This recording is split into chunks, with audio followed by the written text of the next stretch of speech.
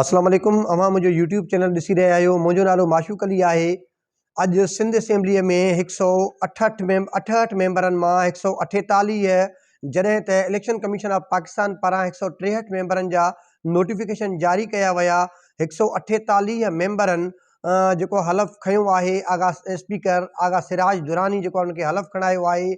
ऐं जॾहिं त सिंध असेंबली जे ॿाहिरां GDA ऐं JUI जे हज़ारे कारकुननि जो एहतजाज जारी आहे। जॾहिं त जेको आहे त कराची हैदराबाद M9 मोटरवे ते जेको आहे त जिथे जिथे बि कारकुननि जी रस्ता रोक कई वई आहे, उते उन्हनि पारां उते धरणो हयो वियो आहे।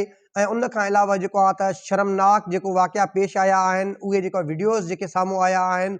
ऐं जेके सिंध असेंबली जे ॿाहिरां सिंधियाणी तहरीक जूं जेके औरतूं हुयूं जेके एहतजाज करे रहियूं हुयूं, तव्हां जेको आहे त उहे विजुअल जेको आहे ॾिसंदव त तव्हांखे ज़ाती तौरु तकलीफ़ पहुचंदी कीअं पुलिस जेको आहे उन्हनि औरतुनि जी तज़लील करे पई।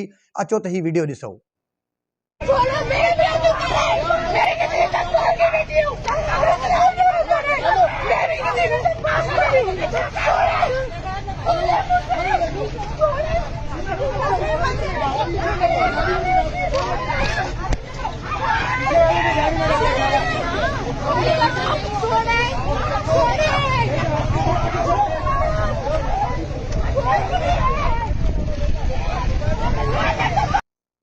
जी, त हाणे ॾिसण जी ज़रूरत आहे त ही जेके मामलात आहिनि ही कहिड़े नमूने सां जेको आहे त एहतजाज कंदड़ जेके कारकुन आहिनि, जेके ख़वातीन औरतूं आहिनि, हूअं त असां वटि औरतुनि जो जेको आहे त लेक्चर ॾिना वेंदा आहिनि त उन्हनि जो जेका इज़त, उन्हनि जो एहतराम जेको आहे केतिरो हूंदो आहे।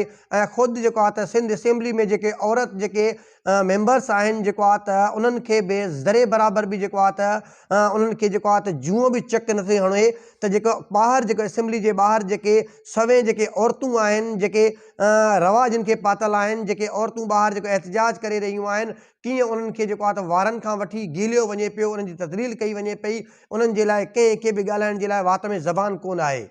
ऐं अॼु ॿी ॻाल्हि आहे, अहम ॻाल्हि आहे, उहा जेको आहे इहा आहे त जेको ॿाहिरि हिकिड़ो एहतजाज हले पियो ऐं उते जेको आहे त GDA जा अॻवान आहिनि, जमायत JUI जा जेके अॻवान आहिनि, उहे जेको आहे उते उनखे लीड कनि पिया। पर सिंध असेंबली जे अंदरि जेको पाकिस्तान पीपल्स पार्टी जा जेके मेंबर्स जेके हलफ़ खणनि पिया ऐं उन्हनि खे इहा शइ क़तई सम्झ में नथी अचे त अॼु जंहिं जाइ ते असां मौजूदु आहियूं, मुमकिन आहे ऐं जेको आहे सुभाणे असां जेको आहे त इख़्तिलाफ़ जेको आहे त इख़्तिलाफ़ी जेको आहे धुर में जेको वेठा हुजूं, हिज़्ब इख़्तिलाफ़ में हुजूं, सुभाणे ॿी का जमायत जॾहिं इक़्तिदार में हूंदी त असां सां बि अहिड़े क़िस्म जो वर्ताव कयो वेंदो। पर हुननि खे कंहिं बि क़िस्म जो जेको आहे त को ख़्यालु कोन आहे। ऐं 100 जेके 48 मेंबर आहिनि, उन्हनि में हिन वक़्तु सिंध असेंबलीअ में 114 मेंबरनि सां सरे फ़हरिस्त पाकिस्तान पीपल्स पार्टी, जॾहिं त 36 मेंबर MQM पाकिस्तान जा जेको आहे ॿिए नंबर ते जेको आहे जमायत आहे। ऐं उन्हनि में जेको आहे त 9 जेके आज़ाद उम्मीदवार हुया एहतजाज तौरु जेको आहे उन्हनि अॼु हलफ़ नाहे खयो। ऐं उन्हनि सां गॾोगॾु जेको आहे 3 GDA जा मेंबर हुया, उन्हनि बि हलफ़ नाहे खयो। हिकु जमायत इस्लामी जो जेको आहे त मेंबर हुयो, उन बि हलफ़ नाहे खयो। ऐं उन खां अलावा ॾिठो वञे त जेको आहे त सॼी कराचीअ में जेको आहे त जेको ही मामलात आहिनि, जेके कारकुननि जो एहतजाज आहे, पार्टियुनि जो एहतजाज आहे, उन जी रस्ता रोक करण जे लाइ कलम 144 लागू कयो वियो आहे। सॼी कराचीअ खे जेको आहे त माना हिकिड़े क़िस्म जो जेको आहे त कर्फ्यू में जेको आहे त तब्दील कयो वियो आहे। ऐं तमामु जेके सिंध असेंबली ऐं उन खां अलावा प्रेस क्लब, सेक्रेटरीट जेके रस्ता वञनि पिया, उन सभिनि जे मथां वॾा वॾा कंटेनर रखी ऐं जेको मुकमिल तौर ते जेको आहे त कराची जा जेके मेन शाहरा आहिनि, रस्ता आहिनि, उनखे बंदि कयो वियो आहे। ऐं उन खां अलावा जेको M9 मोटरवे आहे, उते जेको आहे त JUI जे कारकुननि जी रस्ता रोक कई वई आहे। JUI जे अॻवाननि पारां जेको आहे त ऐलान कयो वियो आहे जिथे जिथे बि कारकुननि खे रोकियो वञे, उते ई जेको आहे त धरणो ॾिनो वञे। ऐं उहो जेको आहे त कंहिं बि क़िस्म जो जेको टाइम फ्रेम कोन आहे त इहो धरणो केतिरो जेको आहे त जारी रहंदो ऐं केतिरे जेको आहे त कलाकनि खां बाद में या केतिरे जेको आहे त ॾींहंनि खां बाद में ख़तमु कयो वेंदो। पर हिन महिल ताईं जेका सूरत हाल आहे, इंतिहाई कशीदा सूरत हाल आहे।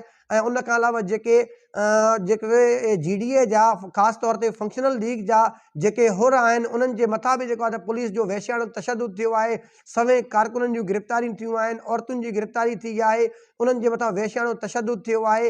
ऐं उन्हनि जे जेको आहे त गिरफ़्तारियूं थियण खां पोइ जेके अॻवान आहिनि, उहे हिन महिल जेको आहे धरणो ॾेई वेठा आहिनि। सफ़दर अब्बासी आहे, ज़ैन शाह आहे, उहो प्रेस क्लब जे साम्हूं जेको उते मौजूदु आहिनि, उते जेको आहे धरणे में मौजूदु आहिनि। उन्हनि जो जेको आहे एहतजाज आहे त जेके असांजूं जेके ख़वातीन कारकुन आहिनि ऐं उनखे अलावा जेके ॿिया जेके मर्द जेका कारकुन आहिनि उनखे फौरी तौर ते रिलीज़ करण जो उन्हनि मुतालबो कयो आहे।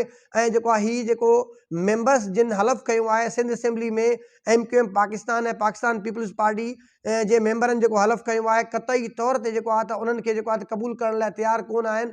ऐं वॾी ॻाल्हि इहा आहे त जेको आहे इन्हनि खे कंहिं बि क़िस्म जी का परवाह कोन आहे। ऐं उल्टो जेको आहे उन्हनि जेको बयानु ॾिनो आहे जेको आहे नामज़द वज़ीर आला सैयद मुराद अली शाह त हिननि खे शर्म अचणु घुरिजे, जेके एहतिजाज कनि था उन्हनि खे शर्म अचणु घुरिजे। जेको आहे त हाणे हैरत जी ॻाल्हि आहे जिन जे लाइ जेको पाण सॼी सिंध सरापा एहतिजाज आहे, जे सॼी सिंध जेको आहे उन्हनि जे ख़िलाफ़ु दाही आहे, एहतिजाज करे रही आहे त जेको आहे जाली मैंडेट जेको आहे त इहो जेको आहे त खणी करे जेको आहे पहुता आहिनि असेंबलीअ में।